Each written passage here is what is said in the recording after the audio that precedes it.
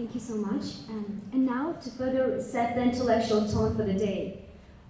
That's great. So, I love the discussion. So, probably going to continue this discussion here with our colleagues here. So, I am Vasif, Eyvazzade, as mentioned. So, I have two, let's say, side background. I'm from Azerbaijan for 15 years, like in the government sector, leading different programs, projects, and departments in government. And then I worked at Johns Hopkins University, the global manager, operating in 40 countries, coaching, mentoring, different things in terms of intercultural communications and equity, especially. And now I'm leading my founding institution, the new institution, Chartered Culture and Education Institute, the new Global Standardization Institute for creating standards of professionalism for culture, heritage, museum, and library management, including science and education management. Of course, the technology reshaping the way we learn, the way we teach, the way we absorb information, and in particular how we integrate technology in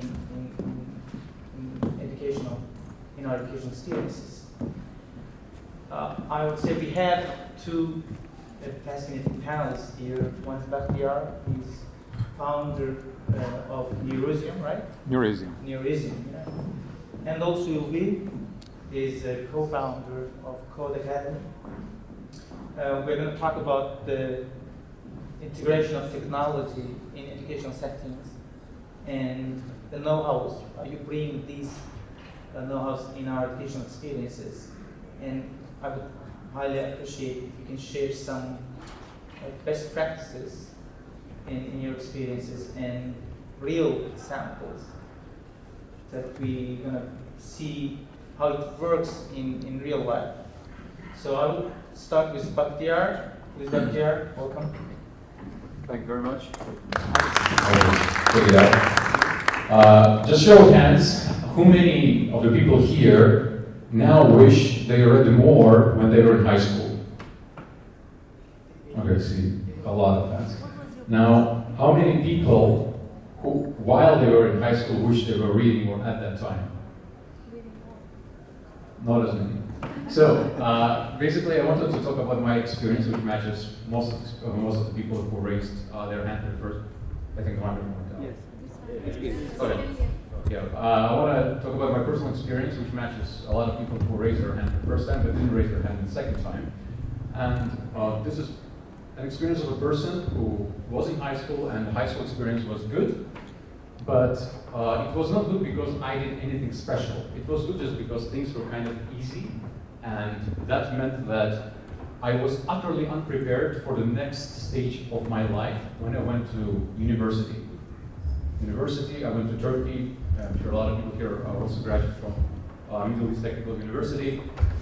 Yes, and it's a university which collects a lot of talented people from much wider geography. So if you're at that stage, not only you're expected to perform much better autonomously, because it's the next stage of your life, you're in university, not high school anymore, but also you are in a much more challenging, competitive environment. And what happened to me is that I didn't get any skills to actually self-study when I was in high school. I was dumped into this environment and I had to figure it out, and I wasted a year until I learned actually I need to sit down and I need to study, and if I do study then my grades will actually go up. So since then I always considered high school to be probably one of the most important things to focus on for general quality of education, because it is the time where people are getting less motivated to study because they're going through the personal stuff, their social hierarchy is changing, and at the same time, the content that they need to embrace is becoming more complex, it's becoming more difficult. So this is why I started Neurasium. Neurasium is a company that aims to fix what I consider to be the most important problem that all of education is built upon. It's motivation. Motivation to study, motivation to self-study. And the reason I'm saying that is some people, they naively think, and I thought so as well when I was younger, that education equals knowledge. But we had things like libraries, a lot of time, why don't we have a society full of 140 IQ people? This is because beyond the knowledge, you need people to actually guide you, to actually drive you. And fixing the motivation problem requires figuring out important things, both intrinsically and extrinsically. So self-determination theory is a theory that I subscribe to. It underlines that to be able to learn, you need to be motivated, and there are three major components to that. One of them is competency, the other one is autonomy, and the third one is relatedness. So competency means that as you are progressing through some kind of material, you need to actually demonstrate to yourself that you are becoming better at it. Autonomy means that you are not being just told what to do. You are a person who are deciding what to do, what to learn. Of course, it is not free for all. You cannot just randomly select an area and run wild with it. But if you are deprived of your ability to choose what you want to focus on, you will be tired. You will not like this, and because you won't like this, you won't be able to do it for long, and because you won't be able to do it for long, you won't be able to become actually good at it. And the last one is relatedness. We are social creatures. Whatever we are doing is grounded in our relation to other people, to the environment, to the hierarchies around us. And it means that whenever you're learning things, just learning in isolation, maybe some people can do it, but it is much more effective if you're actually doing it communally. So these three things are the major things that we are trying to implement at Neurasium. What we started with is a simple product. We're taking a textbook and making it much more fun to read. So textbooks, kind of boring, just a paper. And it takes a lot of self-discipline to actually go through it and read it carefully and go back if you forget something and reread and do the exercises. Now with technology, we can go beyond that. We can be this glue that serves as a bridge between a person who is capable of ultimately driving themselves, but are needing a little nudge today. So what we're doing is we're building a textbook, which is basically AI assistant coming to you after each passage and talking to you, asking you questions, making sure that you actually understand it. Based on the result that you're doing, you get points and you go to leaderboard. So now there's a gamification aspect, which ultimately ties back to the social structure. But it is not just enough to implement gamification features. Like we have seen that there is a lot of, that goes more to the extrinsic motivation that you can get some points, but if it is just points, if it's just these shiny things, students, especially if they're in high school, they will learn through it very quickly. Because if they see a game, they know that this thing is not really a game, they know that it is actually a chore, they know that they can go home and play Call of Duty or League of Legends or whatever kids are playing these days, and that would be actually more enjoyable. So you could use the gamification features, but they are only being able to take you this far. But after a certain point, you need to focus on things that are much more important for the person, which is what these points mean for me as a learner in the grand scheme of things, which for high school students is their class. So we started implementing that, and what we started seeing is, first of all, AI. I worked on AI before starting Neurasium. We were building machine learning hardware. I expected the AI revolution to come within 10 years, but I didn't expect it to happen so fast. AI right now is a phenomenal tool, but it is also very dangerous because we need to understand the limitations of what it offers and when it can do a disservice to the learner. I'm not as gloomy. I believe that we can control it. I believe that we can drive it to be much more grounded in facts, and I believe that this grounding will only get better with time. And also, humans also hallucinate. We don't terrorize each other for things. Second thing is, whenever you are integrating AI into the product, you need to make a decision.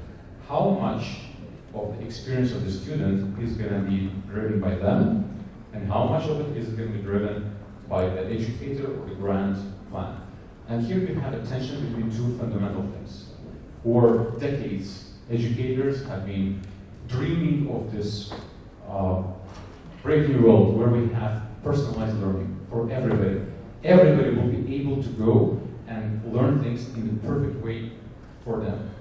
But now that I already spoke about other things that you need to attain while learning, you see the tension with being able to do it as a community. Because if the learning experience for you is so unique that you have very little to share with other people, then you are ultimately alone. And if you're alone, it's going to be challenging, and you need to be super motivated to continue doing it, and you won't be able to tap into your social network as your guide. So finding this balance has been a challenge. And the last thing that we have seen is a thing that is related to equity. So technology, generally, it's a fantastic thing. It's democratizing education, democratizing access to it. And I know that not everybody has access to the same quality models. Maybe those $10, $15 a month are important for a lot of people, and they won't be able to profit from abundance of the technology as we have it today, as those people who actually have access to that. However, imagine that this is no longer an issue. Imagine that federal government gives everybody free ChatGPT access for life. Do we still know whether student A and student B will have exactly the same outcome, even though if they're given the same tool? In reality, what you will have, if you don't do any other interventions, is that good students, people who are already gravitating towards being knowledgeable and more disciplined, they will profit from access to these tools much more than those who don't. And the implication of that is that we need to institute mechanisms that are caring not about providing the same thing, but also make sure that kids who are lagging behind because of socioeconomic reasons or others are actually able to benefit from it. One thing that I consider to be very important in my life is trivia competitions. I know Adnan here is a major trivia person. And this is something that I think that serves as a good model for developing education products in the future. I believe that abundance of trivia games and pop quizzes and just pleasure sports like chess show that people at vastly different levels of skill are able to come together, play, compete, even though one of them is a grandmaster and the other one is you just started yesterday. The reason it is efficient, the reason it is motivational is that every person is finding a peer of their level, which means that the outcome of an interaction is not predictable. We could apply the same thing here. So instead of confining ourselves to thinking, oh, we have this 20, 25 students in class, and they have their own small microcosm, why don't we try to bridge people from a much larger geography so that we'll be able to craft a motivational environment for every single student, making sure that they only get good influence in their life. Because I believe that the most important thing that driven me to actually try was I was transplanted into a place where I was surrounded with people who were actually very, very good and were very, very hardworking. So that basically concludes it. Yeah, we're going to continue with questions after Ulvi's then. Okay? So please, thank you very much. I love this. I love the point that democratization of education. So we don't live in a time that there is a monopoly of university and particular institutions over knowledge and education. So it's available for everyone. But the only point is now the language barriers. So I hope that in the coming years that can be solved and most people around the world are going to have access of education and knowledge. So Ulvi, please, it's your time. Okay. Thank you. Good afternoon, everyone. I am Ulvi Aslanov. I am the founder and CEO of Code Academy. Thank you for the opportunity for talking about that. And I just don't want to take too much time before the lunch, but I will, maybe we can continue with the discussion. But before that, I want to talk about what we did in Azerbaijan and with the bootcamp style of the education. I mean, my background is programming. I mean, I have a degree for the international Olympiads with the computer science, but it was 20 years ago. But right now, I am the leading for the Code Academy, which is right now is a leader position in Azerbaijan with the technology and the innovation. And since we have designed the intensive outcome-driven programs such as the programming, digital architecture, cybersecurity, digital marketing, and etc. Our graduates is right now is more than 10,000, and I mean right now the colleagues is more than 100 people. They are working with us exclusively also, and we were the first to bring the bootcamp model to Azerbaijan. It wasn't just a new format, it was the mindset shift. We proved that you can teach the complex digital skills in a short time and focused time frame. And if you redesign the process around the learner's need, local context, and industry alignment, from day one, we put learners at the center. And then we didn't just teach, we empathized them. We tried to understand what's their expectations and what do they really need to succeed. And then we aligned the entire team to work toward that. And we introduced concepts that we were never part of the traditional education in our region, like mentoring. We brought mentoring system in the education, and also mentor-driven learning cultures that supports by a strong tech infrastructure. And we created something I believe is our signature is the education guarantee system. If a student complete the program but still feels unprepared for the industry, they can come back and restart without paying anything for the education. That's how confident we are in the quality of our training and strengths of our outcomes. I mean, I don't want to talk too much about the Code Academy, but right now, what we are building about the EdTech industry, I am thinking that, the education has to be scale globally, and that's why we are thinking to start with the children. For the global things, right now we are working on the product, it's the gamified EdTech for the preschool children who can play and also who can think and also or maybe create something with different mechanism because every kid can learn in different styles. For example, maybe with the drawing or maybe listening to some music or maybe in a different way. Using the digital things, let's say the digital tools, we can use in different types of things for the personalized learning things. And right now, AI is changing everything, and we believe that next generation shouldn't just catch up, they should lead. We have done it in Azerbaijan, now we are ready to contribute to the globally. Not just with the tools, with the philosophy of the human-centered and AI augmented learning. If we try to, I'm thinking that if we try to chase AI, we will always be behind. But if you integrate AI into the core of how we teach and learn, then we are setting that direction, not the following. We believe education must have now focus on something deeper, teaching people how to learn. This idea was just a buzzword, but now has a real meaning in the AI era. But today, with the AI evolving daily, there is no longer abstract.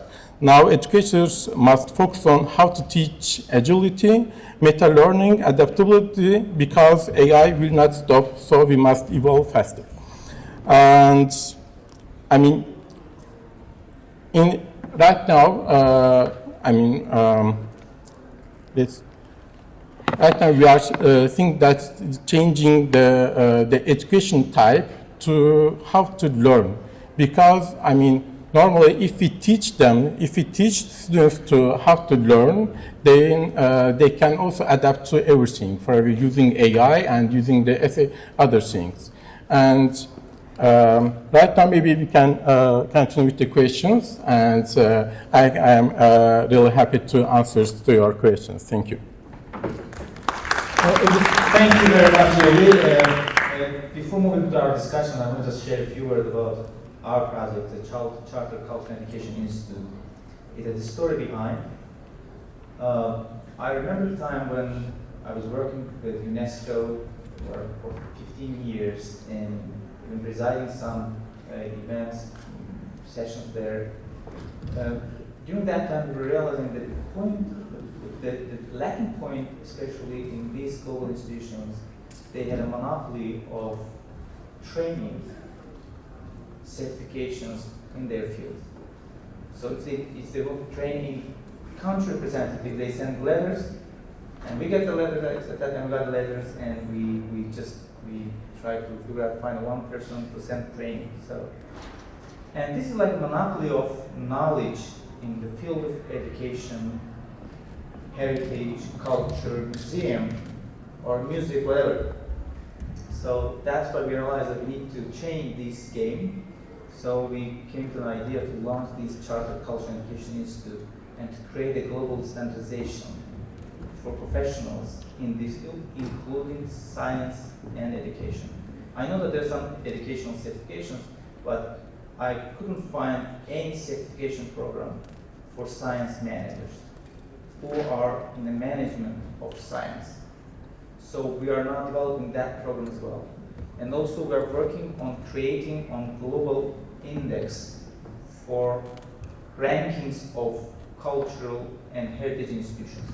We all know that there is a ranking for universities, Times Higher Education or global rankings, but there is no rankings for museums, there is no rankings for libraries, there is no ranking for global heritage sites. Of course, there are some, UNESCO has heritage site list, but it's mostly about the international recognition, not on particular criteria like innovation or business experience, etc. So now we are creating that as well, integrating to our institute. In months, we're going to have a grand launching event for these global institutions. And I want to point out live from Neurasium that you are working on K-12, right? Especially on that area. So we have also integrated our edu planning for K-12 because everything starts in the context and planning. So sometimes we don't know what we don't know. So we need to find the answer, what we don't know, when it comes to this point that we need to teach how to learn. There was a time we have been taught to learn, but we haven't been taught how to learn. So that's a key point, and we're going to come to discussions on that point. So based on all these topics and our esteemed speakers' presentations, I want to ask my first question to you, especially when it comes to design thinking of the idea of Neurasium. Because when you launched the company, I'm pretty sure that you were thinking about the end user's experiences. So I would like you ask a question about the end user experiences, and when you get them, so what kind of experiences they have shared with you, and you're trying to find a solution for that. Thanks. Thanks for the question. Indeed, any startup is facing this dilemma. You're building something, but you need to extract information about whether you're on the right path from your users. And I remember with such joy when I first started seeing the comments that students were leaving in the chat and saying, oh my God, I love this so much.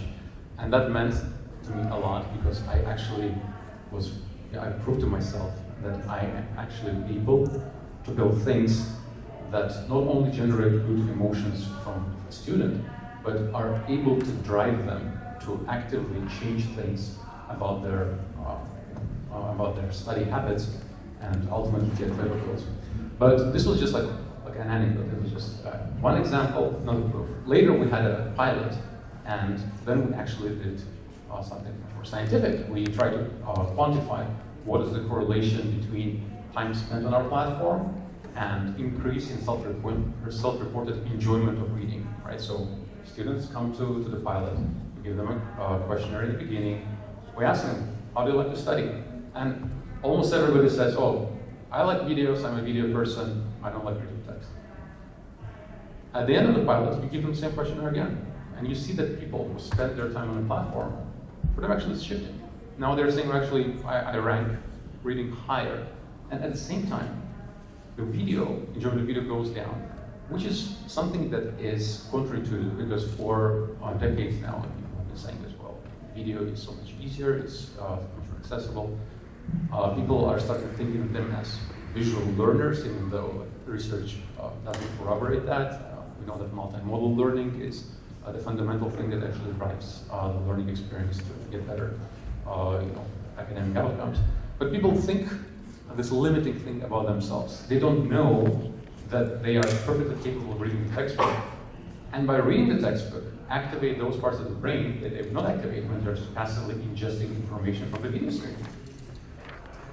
By showing them that, hey, if you read for 2 minutes and then asking them a question, we can prove them that those 2 minutes can actually change their behavior. And because they're getting this feedback very fast, they're able to learn very quickly that putting in work means getting results. So I'm very bullish on that. I believe that in general, if you want to change behavior, you need to focus on proving to the person that they're actually benefiting from whatever they're doing. And this is Thank you. It's a great point. When I was in Azerbaijan, I was hearing about Code Academy because you brought culture, tech teaching skills for Azerbaijani community, in Azerbaijan, especially young generations. And there are a lot of new, let's say, initiatives that you have led, especially you brought the bootcamp culture. I would highly appreciate if you can share some examples and the key takeaways from that experience, especially in Azerbaijan. And if these, let's say, graduates get jobs abroad, not only in Azerbaijan. So what's the difference between your teaching models or the way that you teach people there with others within Azerbaijan and beyond? Thank you. When we starting in the Azerbaijan, we thought that okay, we want to change the education, the approach of the education. First, there was a couple of education companies, but they are only giving the 2 or 3 days in a week for just training something. But okay, we thought that we need short time for finding the new job. Also, we need the short time to learn something. But there was some people they just don't want to go to university. When I talk with the university rectors, also university people, they are always talking about finding the job. But we were thinking that if you want to find a job, do you have to go to university? Is university for to finding a job or building your career, or is it different? And we started as the private education with the intensive way every day and with more education hours, because I am the let's say the company owner, and what I am looking for to the colleagues. Okay, if I need the colleagues for, let's say, who has to work 8 hours in a day, it means that they have the experience. They need the experience for this one. That's why we started our education program with this kind of the education hours, also intensive in a short time. In 4 months, we were giving the more than 300 hours, the education hours, with the international recognizing the certification program.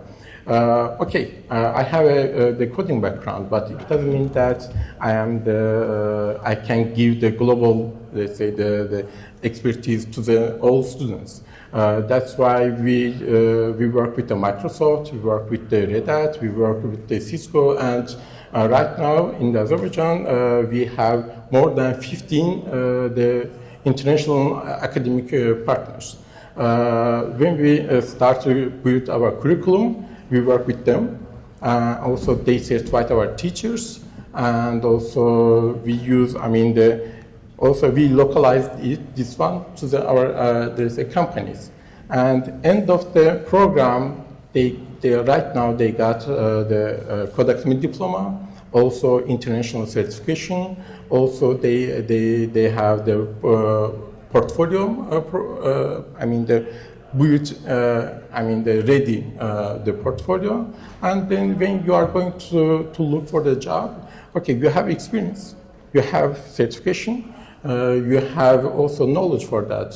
That's why we changed in Azerbaijan.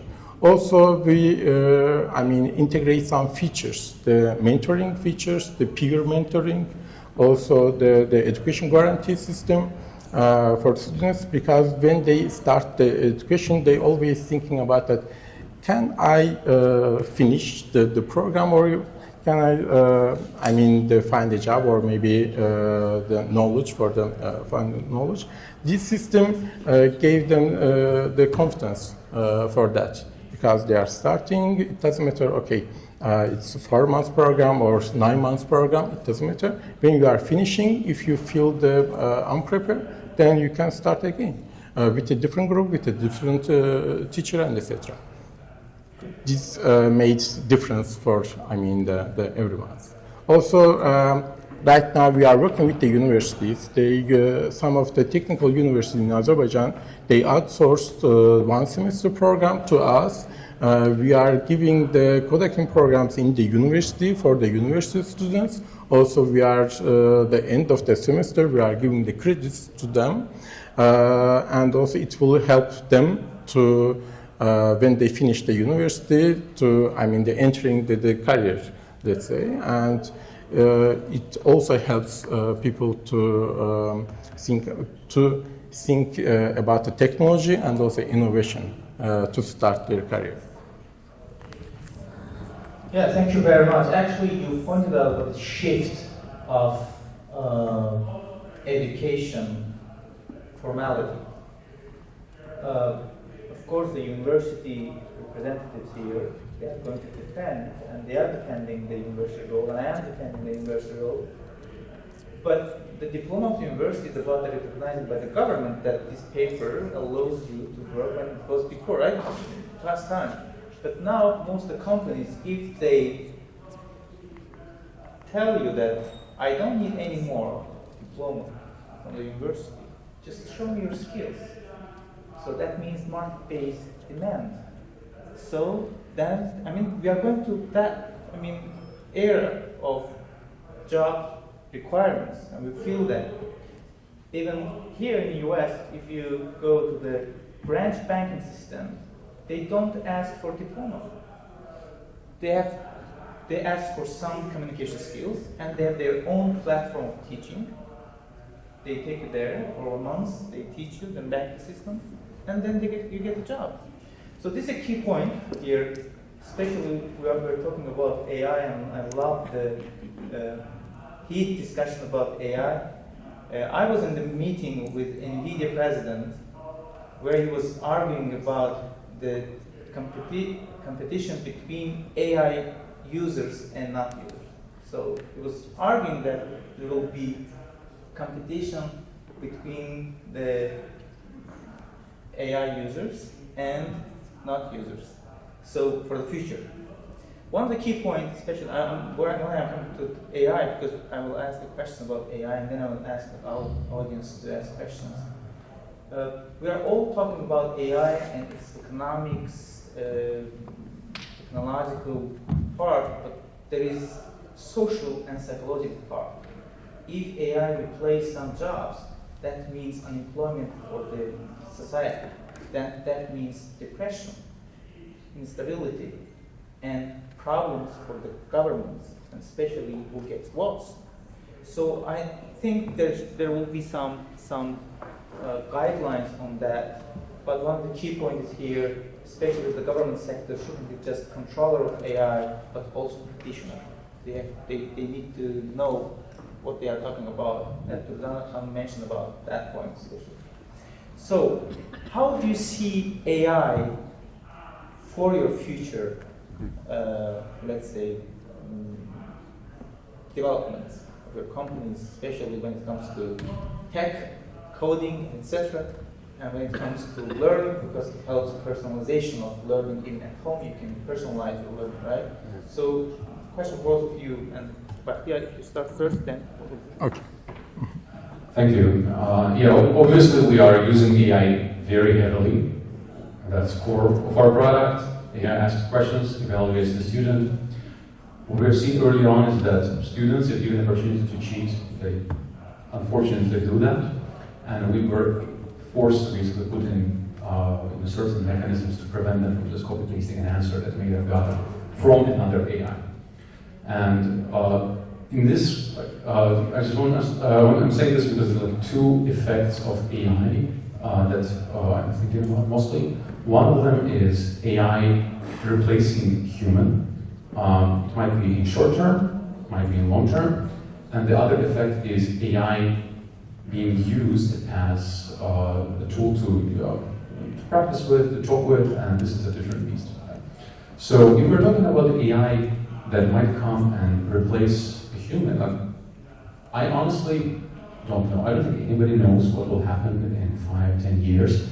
I believe that right now AI is doing marvelous things, but it is all very superficial. So if you are an expert in some topic, and if you give a very contrived question, at least today, it's not able to get to the answer, but it looks plausible, right? And evaluating that, whether it's AI slop or actually a correct answer, requires knowledge that a user of AI doesn't typically ask, right? And we don't know when exactly we will pass that threshold, and because we don't know, I don't think anybody should be able to prescribe what we need to do today. Like, we need to be cautious, but at the same time, like, the one analogy that comes to my mind is what happened during the pandemic, right? There were very different predictions of what's going to happen, and you've seen countries reacting in a very different way. We have countries like China with zero COVID policy, and you had countries like Sweden, which actually said, let's just all get sick and get over with it. And countries somewhere in between. I think a lot of resilience that is required of us is to have these multiple bets, right? If we prescribe centrally that we need to do X and not Y, we might bet wrong. We might be in a situation where AI actually isn't as scary as we all imagine it, and then we just stopped our usage of AI and we're hopelessly behind because of that. Or we actually bet it's going to be fine, but it led to some suboptimal outcomes. I believe that the morally and more practically sound approach is to allow people to make their own choices, because by having many different bets that are informed, that are voluntary, you would be able to build a system that is much more robust in change of in face of unexpected unknowns. Other thing that you actually cover in my time. Okay. What I'm saying, I see opportunity for that. For example, using a Neurasium-like company in our education system, it means it will decrease also our cost, and also we can give personalized education to the students. Because our mostly focus is human-centered education.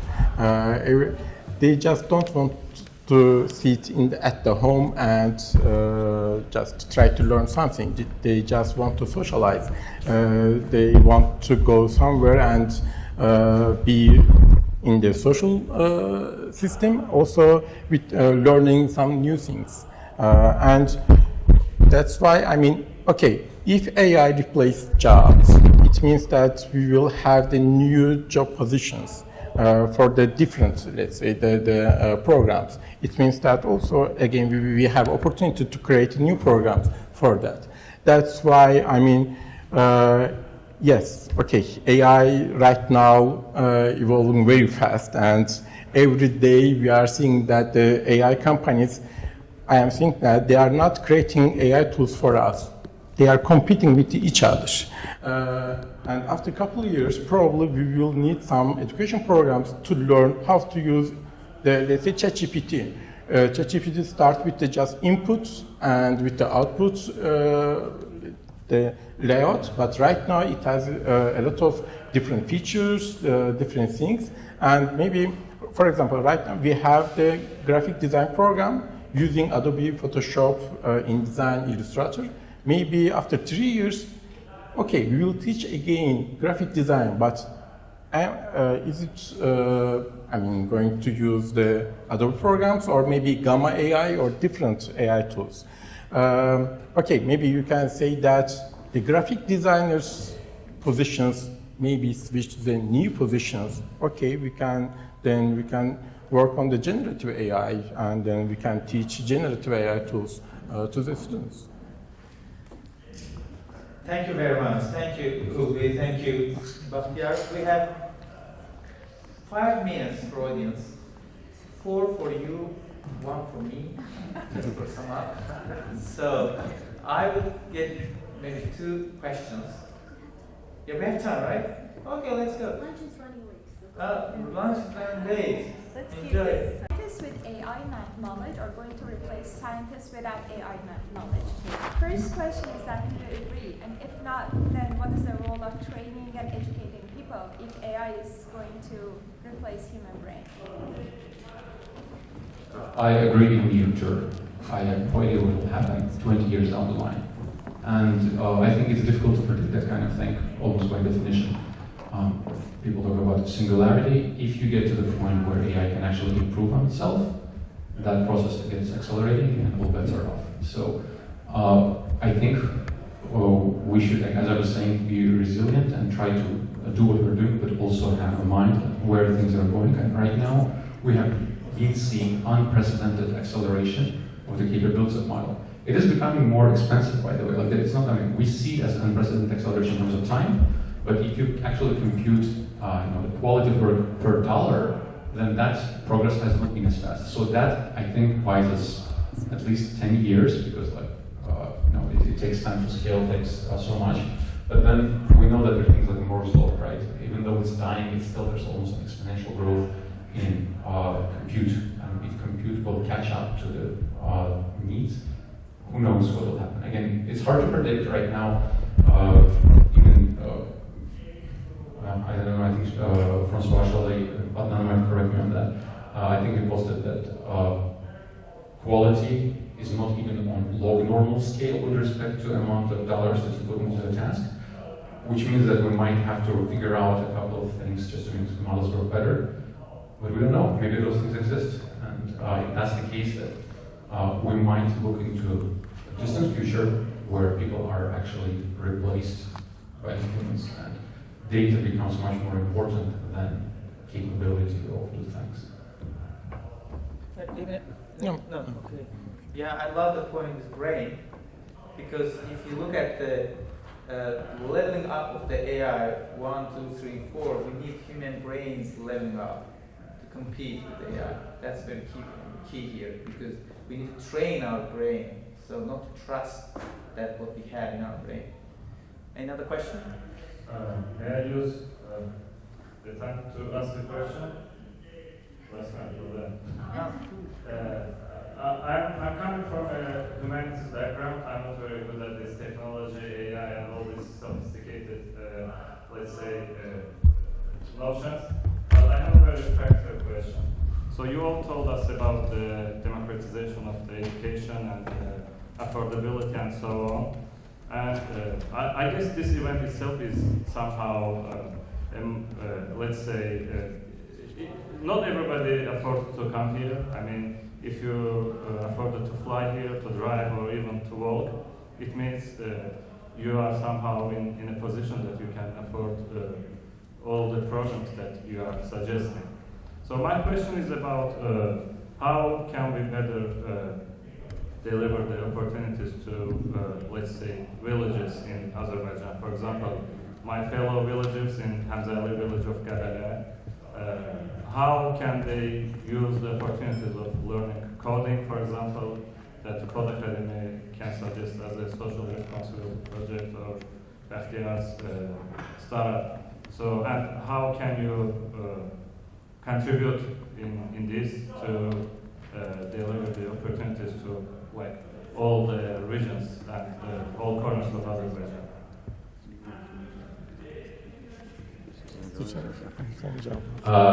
Yeah, this is a challenging question because the disparity in the world is way too big. And one of the phrases that I always remind myself of is that future is already here, it's just not evenly distributed. So there are places which have a lot of abundance of resources, of technology, and there are places which are remote and they don't enjoy the same formats that are provided by even first world countries.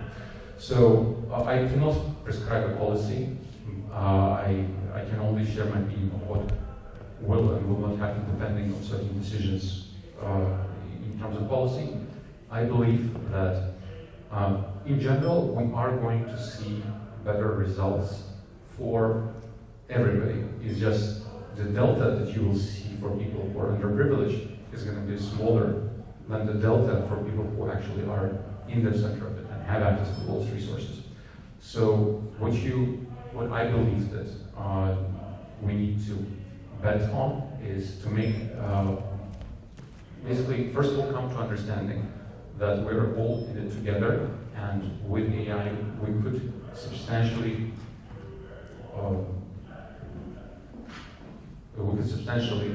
destabilize major foundations of our society if we allow disparity between people who have access to the technology grow with respect to those who don't.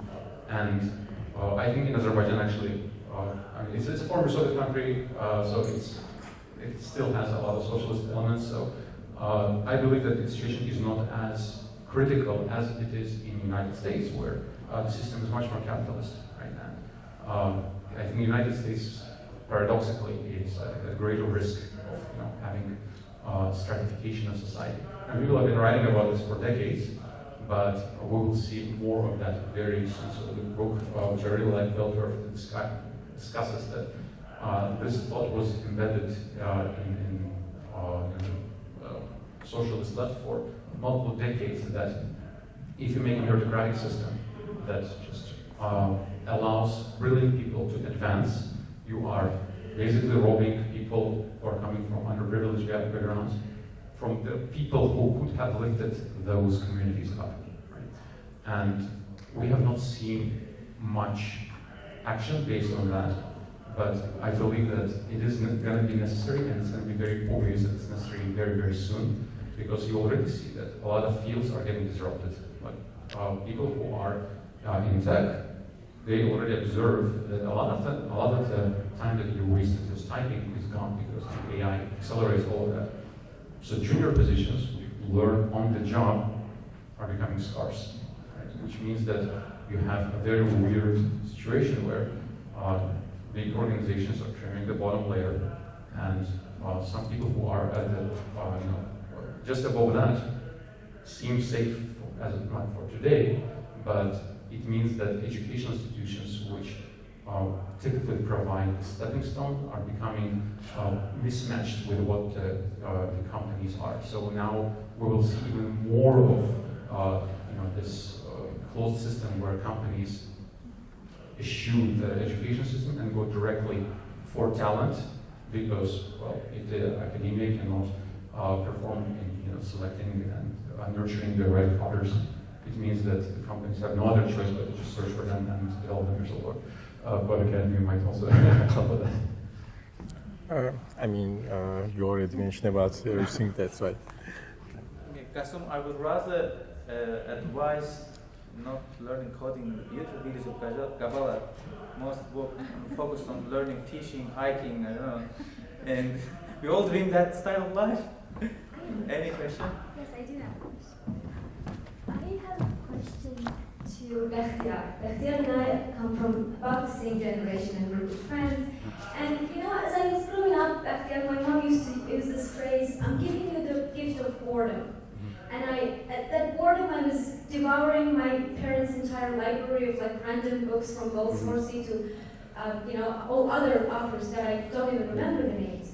You spoke about motivation and maintaining motivation of the kids, especially at this age, like at this TikTok age, where the attention span of the most middle and high school children are probably like not more than a minute or two. So by providing these interactive tools, are we actually making them even less attentive, or how are we rewiring their brains in that way? And as a mother, I'm very concerned about it too, so I'd like to hear more about that from all of you guys. Thank you. Yeah, thank you. That's an excellent question. I struggle with the same thing myself. So by providing this tool, are we giving them a crutch which will ease their pain in short term, but in long term might damage them? And I think that it's a tool. Like whenever you are, you have some kind of difficulty, it's up to you to be disciplined about using the tools or medicine or whatever helps you in the short term to overcome the immediate hurdles with that understanding that you would get rid of them in the long run. So I believe that because we're looking at just demographically at very narrow age range, it's basically teens and not older than 18, I don't consider that we're doing anything too dangerous by hooking them up to this assistive technology for life. The goal is to weed them off it. Moreover, this is optimizing just the very boring and very important part of study. So there's a lot of things that you need to be able to accomplish to say that you learned things. And commanding of facts is unfortunately necessary in some disciplines more than in others, because you will not be able to synthesize any new knowledge if you don't understand the basic facts. So we have Google, but it's not enough. But you need to have them in your memory so that you'll be able to apply them. If you not Google every single thing, just we will solve the problem. That will make you unable to see the solutions. So we are making sure that that uncreative level is being made much more enticing. But higher level things are still left in the hands of the teacher or a guide. Basically, instead of using the teachers as oracle, which just comes and tells you what is true about the world, we are elevating them into driving the right behaviors and teaching things like application of their knowledge. And that part, I don't think it's going to be solved anytime soon, because you need human touch in that. So AI tutor can guide you, but if you don't want to learn, you will just close the window and do something else. And because that means that humans going to be in the loop for long, and that means that we still have somebody in the room to make sure that you are able to access your knowledge in a way that is both useful to the role, because it actually resonates with what you're trying to accomplish, and it is leading to good outcomes as a learner, because you are not just remembering things that you learned, but trying to apply them creatively. And when we compare with the kids, is a little bit different, because we know that you are giving your phone, your tablets to the kids to play or to look at something. For example, the YouTube, maybe you can think that, okay, playing with the YouTube or watching at the YouTube is okay or for the kids, but it's not okay for the kids because it creates ADHD, because there's some colorful thumbnails at the sidebars, and always kids try to click something and always changing something. What we are doing for the kids, we are preparing the some playful things for them, and also we use Howard Gardner's theory, multiple intelligence theory for that. And when we research that, 6 different mechanisms we can use for delivering different, let's say, the education titles. And okay, I am also thinking the same. It's your responsibility to make the discipline, also to give the time limits to the kids, your children. But when you give some digital things to them, you can be aware of the products, which type of products you are giving to them. That's why, I mean, the playing is good for them because they are kids. But if you are thinking that playing with something, it also teach something to them, but the kids' aim is not to learn something. Their aim to play games or etc. And that's why we are thinking that maybe we can solve this kind of problems for them. Thank you. Thank you. Do we have time, or we need to sum up? Okay. Actually, we are the last generation of who has seen the manual phones and the different, the era, before technology revolution, and we assess the situation based on our own biases coming from our life story. Even we assess our kids from there, because we can compare the time of difference of this time and the time that we have started in our schools. So that's a key point, especially when it comes to thinking about the kids, and especially there was a research that arguing that this generation, especially our kids, their decision speed is faster than us because this technological revolution or evolution. So I would like to thank our fantastic speakers, our audience. There's a strong quote: if you want to predict the future, then create it. So we had predictors and inventors in this audience, and I love the audience, and I would like to thank our consulate general here, our diaspora committee, and our science network.